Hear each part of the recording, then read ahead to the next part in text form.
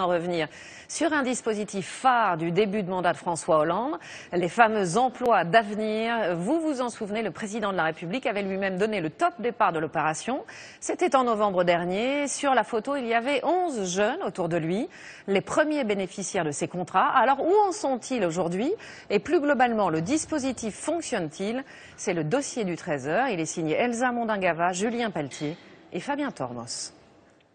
Sur la photo en novembre dernier, ils étaient 11, les premiers emplois d'avenir. Parmi eux, Tony De Ornelas, juste à côté du président de la République. 3 mois plus tard, nous le retrouvons à son travail dans une piscine. Agent d'entretien et d'accueil, pour le jeune homme de 20 ans qui était au chômage depuis 1 an, c'est une nouvelle vie. Me lever tôt le matin, sortir, avoir de l'argent, mettre de côté, préparer mon avenir. Un emploi d'avenir, c'est un contrat d'1 à 3 ans, payé au SMIC et financé à 75% par l'État, réservé aux jeunes adultes peu qualifiés. Une vraie chance pour lui. Je fais partie des privilégiés, je le sais, parce que je ne suis pas le seul. Il reste encore des millions et des millions de chômeurs qui cherchent du boulot tous les jours, et je trouve que j'ai une grande chance d'avoir ce boulot aujourd'hui. Ça vous donne envie de bien faire? Ouais.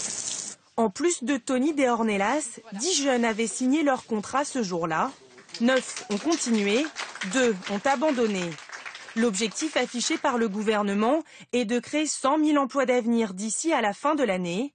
Mais en 3 mois, seuls 4 600 ont été signés. Un rythme très modeste, car le dispositif a quelques contraintes. D'abord, la mise en place d'un tuteur qui doit consacrer du temps aux jeunes salariés non qualifiés. Ensuite, la question cruciale du financement. Les missions locales chargées de placer les jeunes constatent des réticences du côté des employeurs, malgré l'aide de l'État.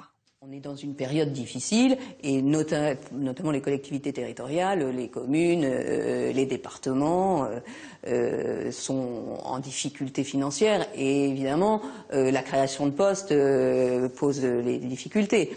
Le ministre du Travail se veut rassurant. Selon lui, le nombre actuel des emplois d'avenir est satisfaisant. Les emplois d'avenir, ils montent en puissance, ils montent à un rythme qui est un rythme parfaitement normal, celui que nous avions prévu, et nous atteindrons les objectifs qui sont les nôtres.